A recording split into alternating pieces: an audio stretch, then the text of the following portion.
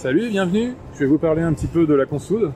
Bon, il y en a beaucoup qui la connaissent par rapport à son apport en potassium avec ses feuilles, mais on peut l'utiliser aussi de différentes manières. Autant elle peut servir au niveau de la couverture du sol, et elle peut être aussi bénéfique pour les arbres fruitiers.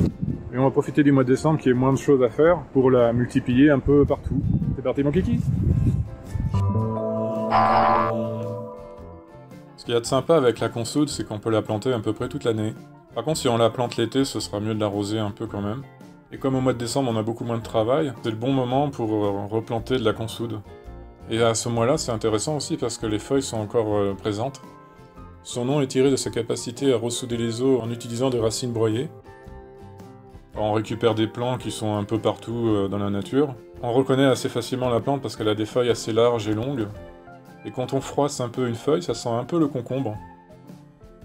Quand on déterre la plante, généralement elle va avoir une racine pivotante, très profonde. D'ailleurs c'est grâce à ça que ça va être intéressant de mettre ça à côté des arbres fruitiers.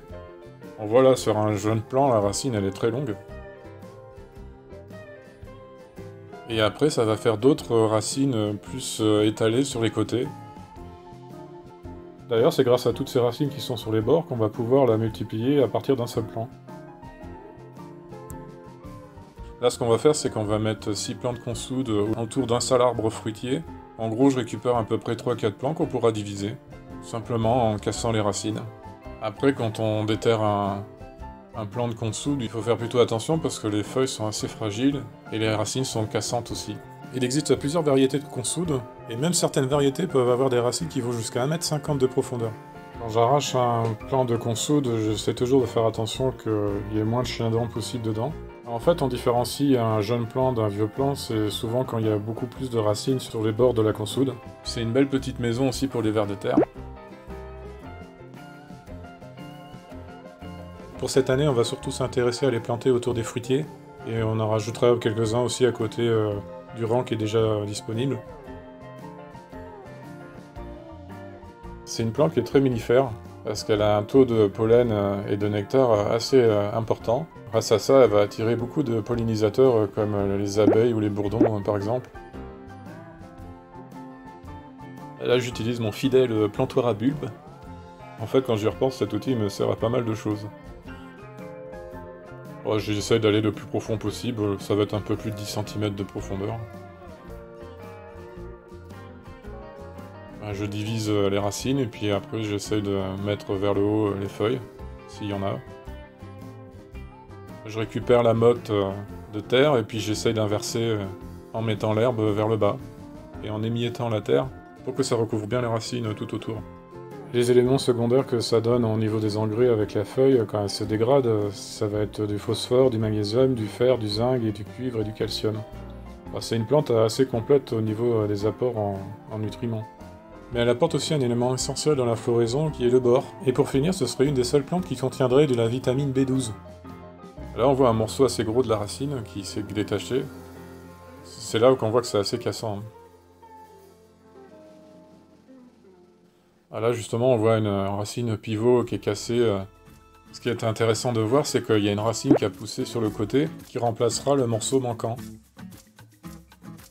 Il faut planter à peu près à 50 cm les unes des autres. Ça s'élargit assez, hein, les consoudes. Et ce qui est intéressant aussi, c'est que ça va recouvrir toute la zone. Ça va faire un bon feuillage assez dense et il n'y aura plus besoin de recouvrir le sol de paillage. Et ça gardera beaucoup l'humidité. La consoude au pied des fruitiers, elle a beaucoup d'action. Déjà avec ses racines profondes, comme on a vu sa racine principale pivotante, elle va chercher les minéraux en profondeur et elle va les remonter dans ses feuilles.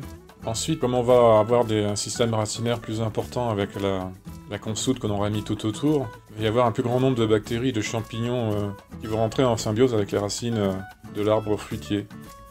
Avec toutes ces racines qui poussent aussi en latéral, ça va décompacter le sol. Et les vers de terre et les limaces se servent beaucoup des racines comme d'un refuge. C'est pour ça aussi qu'on a tendance à planter la consoude en dehors du potager, parce qu'on avait remarqué ça aussi, et c'est vérifié sur certains articles de jardinage, que la consoude avait tendance à attirer les limaces. Si on veut favoriser la fertilisation des sols autour des fruitiers, il suffit simplement de couper les feuilles et de les laisser sur place. On peut en faire ça dans une année, on peut le faire 5 à 6 fois. Mais peut-être que c'est mieux quand même d'attendre qu'elle fasse des fleurs pour aider à la pollinisation. Et je pense qu'il y en a beaucoup qui savent aussi qu'on peut faire du purin de consoude de façon classique, 1 kg pour 10 litres d'eau. Alors voilà à peu près le résultat que ça donne quand les 6 plants sont plantés autour d'un arbre fruitier. Ceux-là, on les a plantés fin de l'été. Voilà tout ce qu'il faut savoir sur la consoude. J'espère que ça vous aura donné envie de planter quelques plantes. C'est vraiment pratique sur bien des domaines. Merci d'avoir regardé la vidéo. On se dit à une prochaine fois et à bientôt.